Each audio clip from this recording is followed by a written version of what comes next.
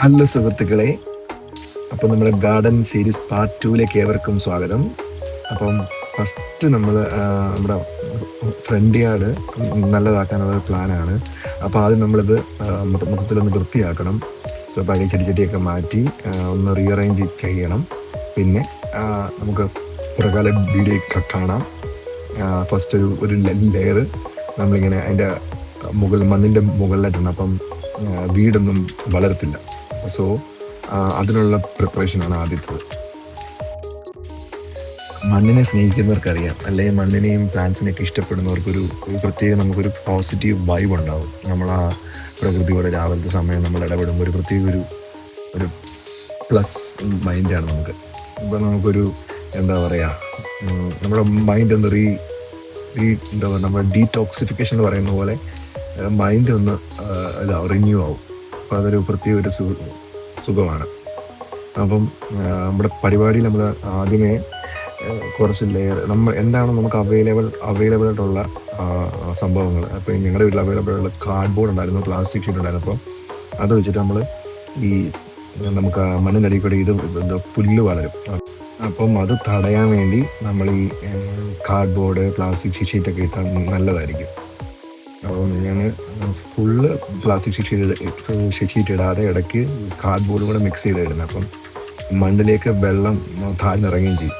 നമ്മുടെ കൂട്ടത്തിൽ നമ്മുടെ കുഞ്ഞിപ്പെണ്ണും ഉണ്ട് കേട്ടോ, ഹന്നമോള്. അവൾ ഇറങ്ങി. അപ്പം ചെയ്യുന്ന കണ്ടപ്പം അവൾക്കും ചെയ്യാൻ ആഗ്രഹം.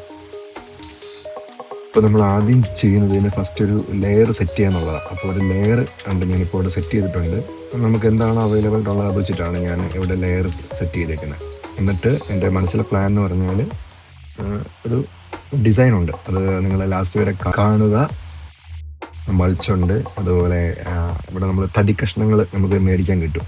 അപ്പം അത് വെച്ചിട്ട് മൾച്ചിടും നമ്മൾ. അതിന് മൾച്ചെന്നാണ് പറയുന്നത്. അപ്പം അത് ഒരു ലെയറും മൾച്ചും ഒരു ലെയറും. അപ്പം നമുക്ക് ഫൈനൽ നമ്മുടെ വീഡിയോയിൽ കാണാം എന്തൊക്കെ ഇട്ടു എന്നുള്ളത്, അതിൻ്റെ ഔട്ട്ലുക്ക്.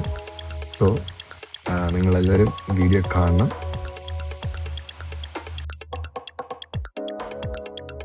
ചെറിയ സ്പേസ് നമുക്ക് ആ വെള്ളം ഒഴിക്കുന്ന ഭാഗത്തേക്ക് ഇടണം, എങ്കിലേ നമുക്ക് വെള്ളം ഈവൻ അത് ഈ ചെടികൾക്ക് അങ്ങനെ അധികം വെള്ളം വേണ്ട. പക്ഷേ എങ്കിലും ഒരു ചെറിയൊരു സ്പേസ് നമുക്ക് ചെടിയുടെ ചുറ്റുമായിട്ട് വെക്കണം, എങ്കിലേ നമുക്ക് ആ ഒരു എയർ സർക്കുലേഷൻ എന്ന് പറയുന്ന സംഭവം ഉണ്ടല്ലോ, അത് പ്രകൃതിക്കും ആവശ്യമാണ്.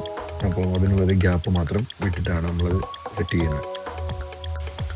സോ ഞാൻ ഫസ്റ്റ് ലെയർ കാർഡ്ബോർഡും ചാക്കും പിന്നെ പ്ലാസ്റ്റിക്കും ഇട്ടിരിക്കുന്നത്. ഈ ചാക്കിൻ്റെ പ്രത്യേകത നമുക്ക് അതിൻ്റെ ഇടയ്ക്ക് ഗ്യാപ്പ് ഇടാൻ ദ്വാരം ഇടാൻ പറ്റും. അപ്പം ഞാനങ്ങനെ കുറച്ച് ദ്വാരം അതിലിട്ടിട്ടുണ്ട്.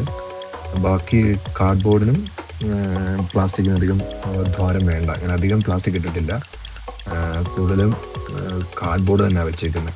നിങ്ങൾക്ക് വീഡിയോ കാണുമ്പോൾ അറിയാമല്ലോ. പിന്നെ ഒരു എൻ്റെ മനസ്സിലുള്ള ഐഡിയ ഒരു നടുക്കൂടെ ഒരു ലെയർ ഇഷ്ടിക വെക്കുക.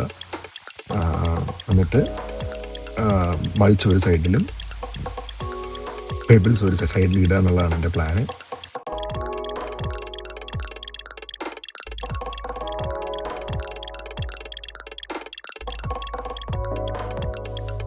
ഞാൻ ഒത്തിരി ഐഡിയ ഓൺലൈനിൽ നോക്കി, പക്ഷേ എൻ്റെ മനസ്സിൽ എനിക്ക് ഇഷ്ടപ്പെട്ട ഐഡിയ ഒന്നും കിട്ടിയില്ല. അപ്പം ഞാൻ എൻ്റെ മനസ്സിലുള്ള പ്ലാൻ എന്ന് പറഞ്ഞാൽ